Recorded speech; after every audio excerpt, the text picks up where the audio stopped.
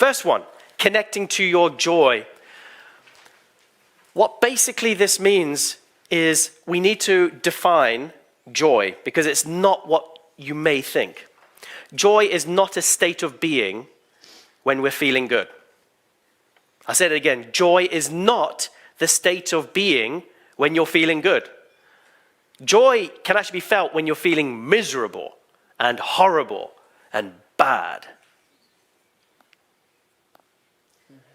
Just waiting for all the weird Joy can be felt when you're feeling whatever you're feeling, because a state of joy is a state of being with whatever you're experiencing without making it wrong. It's a state of peaceful acceptance of what is. It's an allowance and relaxation, allowing your heart to feel whatever you're feeling without resistance and tension. That is the definition of joy in this work of Heart IQ. So when I say the purpose of this work is to come into your joy, it's not hallelujah, and it's all this blissful, high, fiery, let's walk on fire type states. Do you understand? It's a sense of deep self-love in the moment of whatever's going on. So if you're grieving, you're loving your grief.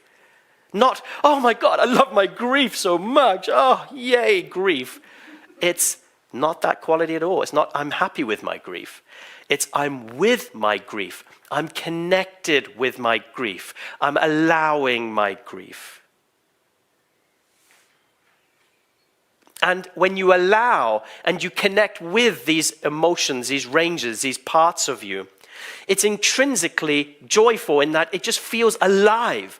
It just feels like cells in your body vibrate, and you feel just tuned into your core, to your goodness, to your life. You don't have to try to work to feel happy. You don't need to, there's no effort anymore. There's a grace in your being where you can just relax, and you feel safe.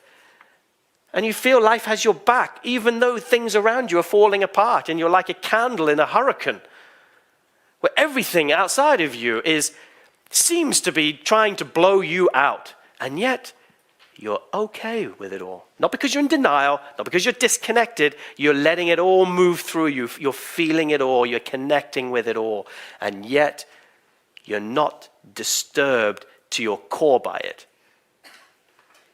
Cool. So when I say the key to a delicious relationship is to connect to your joy, does that now make sense?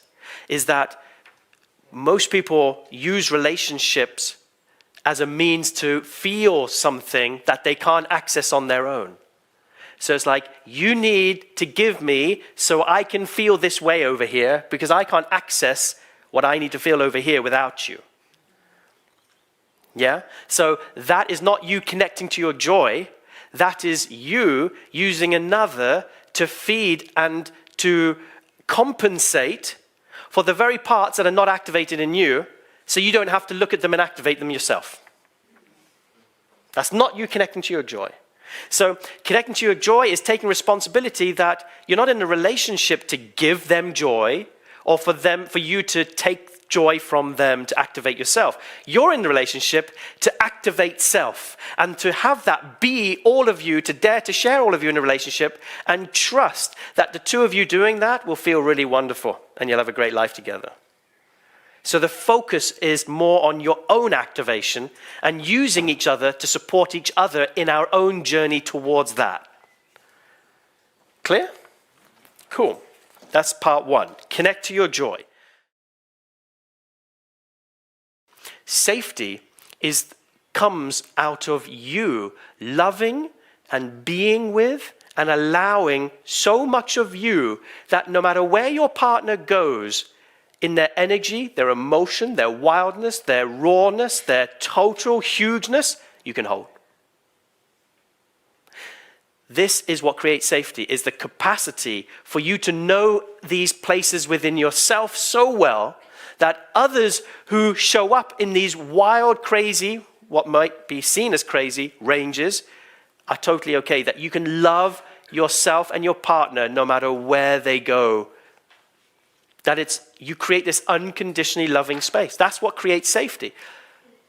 It's a place of self-love within you. Now notice there's a pattern between these two. Do you know what the pattern is? Yes, they're foundational on this quality of you loving what is. And the second piece that connects these two is that the focus is on you. That safety is found within yourself. Now, you can create, and we're going to talk about this, how agreements that you make with each other form a safe container within your relationship with each other. But it starts with you having access to all of you. Because let's say, for example, I don't feel, and don't have access to my anger. Let's just talk about that as a hypothetical scenario, because it's not true in reality. So if that was true, if you were my partner and you expressed anger, I might do a variety of things. I might shut down. I might flip out and rage back because how dare you trigger that part in me. So I'll make it wrong, I'll judge it. I might run away and actually just retreat physically or emotionally and go distant because I don't want to be with that energy.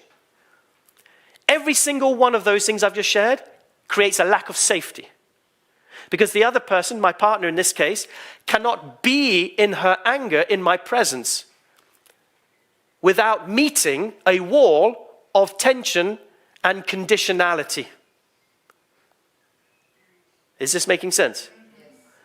Thus, the only way to create safety is to be good with yourself, so that no matter what comes out of your partner, you're good with yourself. That's what creates safety. Now, from that place, your sacred agreements that you make with each other only add and amplify that. But if you don't work on your own sense of safety within yourself, guess what your agreements become?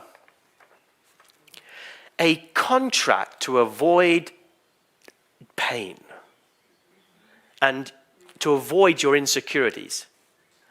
You know, honey, let's agree not to go out to nightclub dancing let's just avoid all the places where I could get triggered by the insecurity of you being in your full presence and radiance and maybe attracting the wrong attention of a man or a woman. Do you understand? We start to, from our place of fear, we try to create the agreements become this limitations. Rather than true agreements are a invitation for freedom, to be you. That's the only thing. If you want to learn how to create amazing agreements, you simply ask yourself, what do I need from you in order to be more of myself and be free to live the life that I am? Now that's an interesting conversation to have with your partner, rather than how do we have agreements so that we can make sure that the things I don't want to touch aren't touched anymore. Understand? Cool. So creating safety is another key core key. The third key, communicating from the heart, is self-explanatory. It's the art of learning how to communicate with all aspects of your being. Another myth I want to bust is simply this. When somebody says, this man, this woman, she or he really speaks from the heart, they place their hand on their chest in this profound, posture, like, yeah, he's really speaking from the heart. Do you know what that even means? It's not like the physical pump going, hello, I'm Christian. It sounds ridiculous, but it almost feels as if like people point to this area as if like they're speaking from this part of their body, which isn't the case. All that speaking from the heart means is that your words are connected to your emotion, connected to your energy, which is connected to an embodied presence, grounded, that actually is connected to your own intrinsic goodness and core. Let's say it again. You speak from the heart when your thoughts in your head are connected to your emotion, to your energy, and to your physicality in an embodied way, while being connected to your intrinsic goodness and core.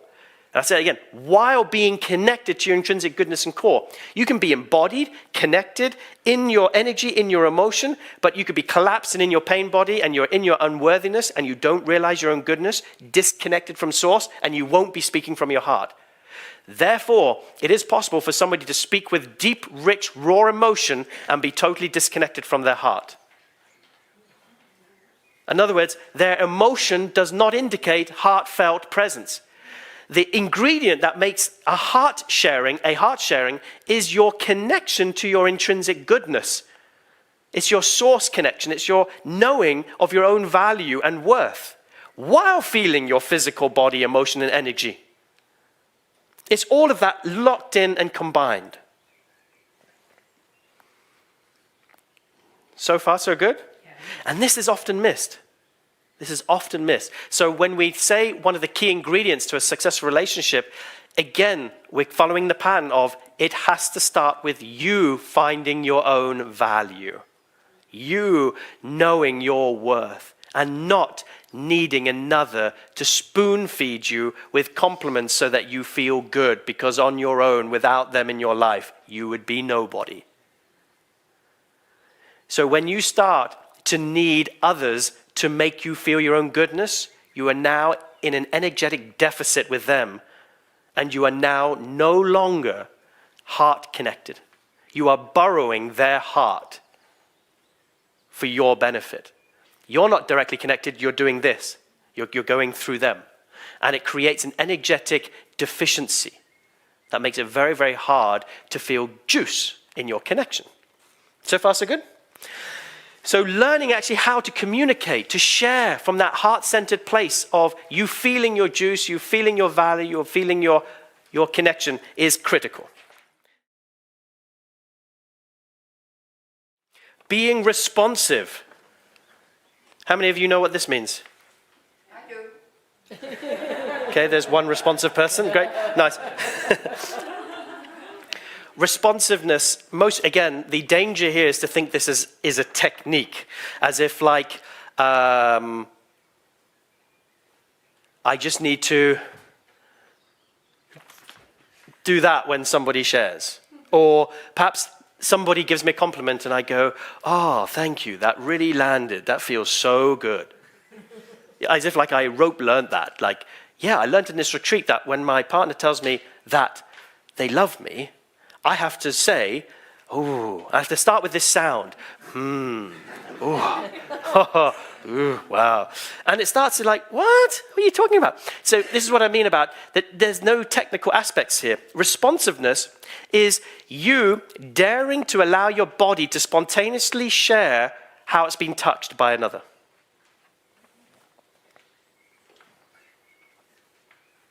No, it wasn't very profound. See, what I've just shared. Can you say it again? Yeah. Responsiveness is the spontaneous expression which shows how you've been touched by another. Which means that you can only be responsive if you know how to receive. Because you first need to let the energy in for your body and your emotion and your heart to naturally express a response. Do you understand? So if like Philip, right? So Philippe or Philip? Philip, okay, somewhere in between. So if I had a ball and I throw him a ball, right? Let's say the ball missed and just went right past his head. It would just miss his head, right? It wouldn't actually engage him, wouldn't quite hit him. So it'd be like, it's just going into thin air. Or it would just bounce off him if I actually made contact. But him being responsive is he would catch the ball. Yes, he would catch it. He would interact with it and go, oh. And then he would do this. And then that would be the response maybe, right? But he has to first take it in to know what response he's going to give. So he has to interact with it. He has to first take it, receive it, take it in, and then he can then know it enough to give a response. And this happens instantaneously in milliseconds. It's a spontaneous, engaged presence that happens. So it's not a technique, but you'll learn it first technically. and it'll be maybe a bit awkward, and then you realize, actually, my body and my energy and my breath and my movement does have a natural way that it wants to move if I just let go. Next one, daring to be witnessed basically implies that it's one of the reasons why we're here together, because one of the most healing forces in this work that I've encountered, and I do a lot of work in circles and small groups over multiple days. We just ended one just last week, in fact. And in these circles, the power is in not only the person, the client, the individual coming into more of who they are, but to be felt in that new range by other. And when they're felt in that range, that's what activates the range. In other words, you can't activate your own dormant potential by yourself. And this should be a game changer when you realize this. You cannot activate dormant potential by yourself. It requires other to activate. Others are the activating force that will open you to new potential. And this is the reason why personal development has plateaued. If you talk to many people on the personal development path, they'll tell you that they had a huge growth spurt and then something went flat when they became so independent and so clearly, I've got it all together, I've met my goals, I now know how to own my own reality, even create my own reality and meet the big things that I want to create in my life. And yet they're filled with this desperate loneliness, this sense of disconnection that can't go away, an itch they cannot scratch, because they're holding on to this idea that independence, a state of I've got it all together, is the ultimate. And yet it isn't. It's a stepping stone to interdependence, in this realization that our own awakening can be teleported to a whole new place with other. And it's all about the witnessing power, daring to show up and be felt by other is the most healing and most potent environment you can have for your own personal development and your own growth. And your relationships become the perfect place to practice that. And the final one here, daring to share your sexual magnetism, is about your polarity. It's about owning the fact that you are a sexual being, that it's good, it's healthy, it's vibrant, it's welcome, and that you are filled with it to every single cell of your core. And that your sexual energy is not something that's locked in your genitals. It's not something that comes out, 8 p.m. at night when it's time to fuck or make love or whatever it is you do.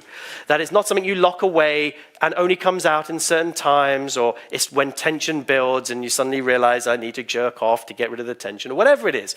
It's actually something that you allow into your being, and your entire life and day is animated by this energy.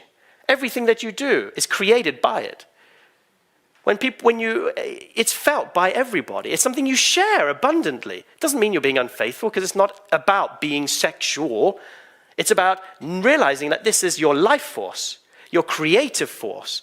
And you shutting it down will only do you pain, cause you illness, and make your relationships go flat. It's the source of your charisma. It's the source of your potential. And if you have any issues with anger, it directly relates to this energy of your sexual charisma being blocked. I'll say that so directly again. If you've got any issues with anger, it is a direct reflection of a block around your